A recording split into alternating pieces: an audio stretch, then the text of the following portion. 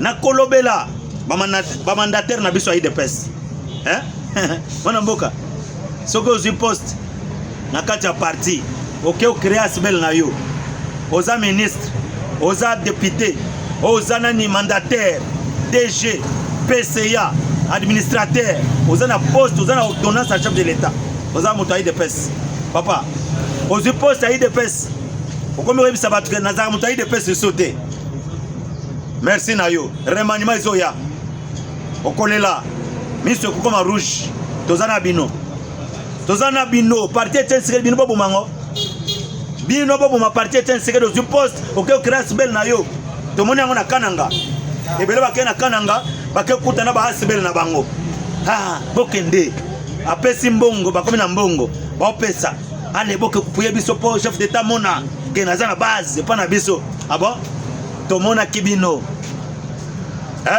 secrétaire Jean Augustin Kaboya mona kibino ndio mona dépêchaki soutenu par mona mboka les sel les botailles mona mboka Dodon Famalikunde les botailles ndio muto soutenir chef na ya parti habité to tika boité parti Etienne Tshisekedi ekola la te kufa pété ndapuye parti na ye tche ba délégation na terrain ba kitina kananga bomona ke ba drapeau te ya parti bomona ke population te parti Etienne Tshisekedi ko kufa te moto ayera biso état de droit tozaki na messe d'action de grâce bana mboka chelanga nanu patriarche Etienne Tshisekedi tolanda ye po nazwa pe moi esprit de soso na yo ka soso moto abana ko prôner état de droit. L'état de droit c'est quoi quand le DPS sera au pouvoir? Yango de tozomona ba journaliste ba tono ba kosala ba émission na bango partout sans que ba filer ba enlever ba bombaye ba boke na mai ba pese bangando na kinga kati biloko ane za sauter sala musala na yo mais ke ba kokota en connivence na rebelité na enemité wana ba kanga yo ka téléphone e kangisa yo tshela nanu patriarche Etienne Tshisekedi bana boko balanda ye. Si jamais l'UDPS devient à la tête du pays, vous croyez que vous allez changer quelque chose au pays? Parce qu'aujourd'hui, le pays se trouve dans un état, je dirais, catastrophique. Est-ce que vous croyez que vous, l'UDPS, vous allez quand même changer l'état du pays?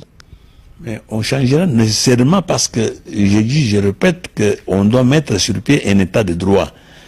Un état de droit, c'est celui où tout le monde respecte la loi. Ce n'est pas pour rien qu'on fait des constitutions.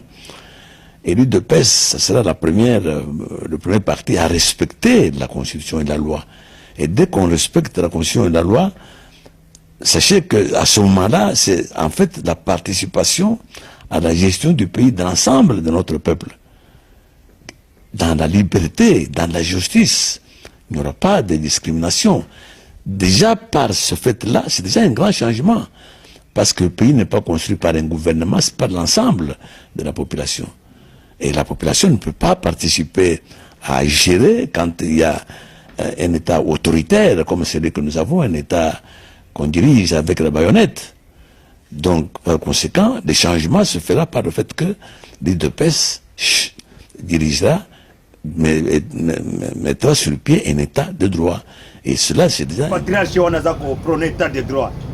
Tout ça qui est la messe, le président de la République, chef de l'État, na Katia Saint-Anne. Mais c'est le cas qui n'impacte l'idéologie. On a qu'à s'incliner devant le patriarche héros national. Dans le député, il y a eu des pèses. Il y a un parlement. Ce qui est biso tozaki na kati ya parlement wana.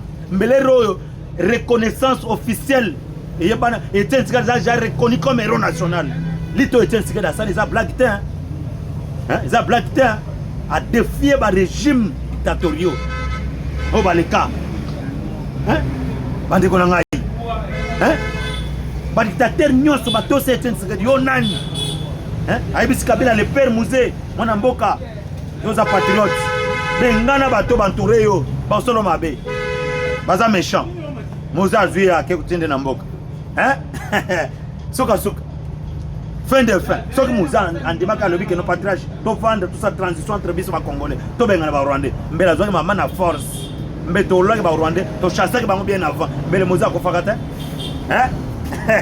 au patriarche au bokomona vous comprenez patriarche aigle héros national yo négligé au bouma parti na ye ke ba parti ko faté parti au monde bomona o c'est un état d'esprit Keba.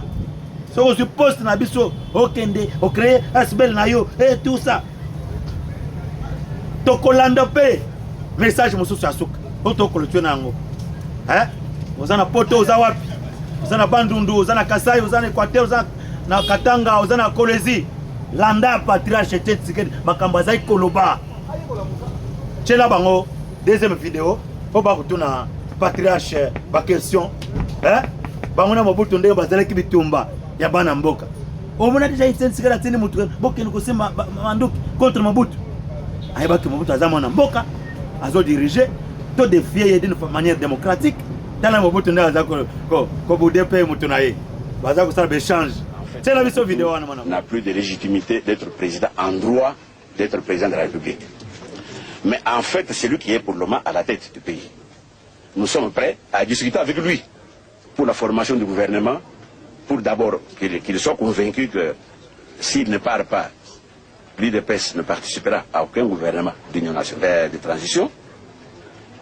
Et puis, pour que, effectivement, si vous voulez que je sois encore plus explicite, c'est une obligation, à ma connaissance, qu'il désire. Les aigris, ça existe dans mon pays.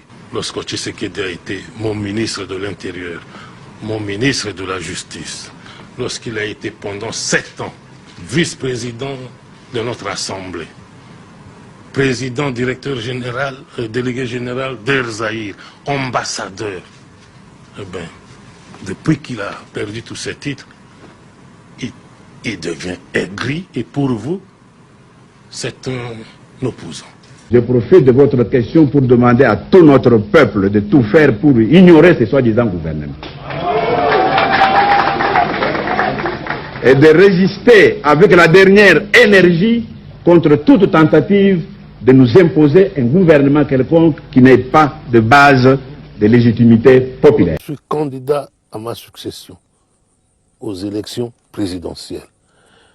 Mais laissez le soin à ce peuple de dire « Ah ben nous n'allons plus le réélire, c'est un dictateur ». De ce problème, qui était l'auteur, le vrai auteur de ces refoulements des Kassaïens? C'est Mobutu. Mobutu avait toujours démontré à l'opinion internationale que si jamais la soi-disant démocratie revient au Zaïre, vous allez assister aux rébellions, aux guerres tribales, aux sécessions, etc. C'est sa manière de montrer que... Hein? Les patriotes, Mobutu na Mutunaye, opposants, baza ko discuter ma question politique. Baza ko yokana, baza ko solola, babité mwana mboka, ah ozo sala bien te, sala boy. Oh et pas défier, oh pas kangi, oh sali boy, mais ko bomba boy te. Ozo manduki obo makabande kuna yo. Ba corrompre yo que osala non oh etsi kana bima ba bosima ar bozo ba machette boke boma nani bato Mobutu te salamate. Mais azalaki na langage dur. Donc arme ya Etienne Tshisekedi ezalaki langage, parole. Ce que Betty Mobutu doit partir le dictateur Mobutu akola la te. Ah mais Etienne landasco matero hein? Les vrais patriotes.